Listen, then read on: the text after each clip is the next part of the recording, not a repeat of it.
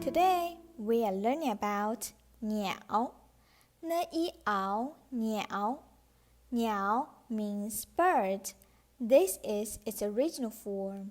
It is based on the shape of a bird.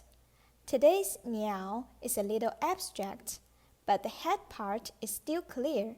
Here it looks like the profile of the head, and this dot looks like the eye.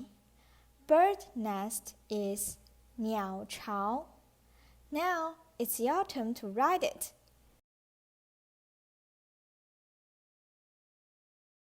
See you next time.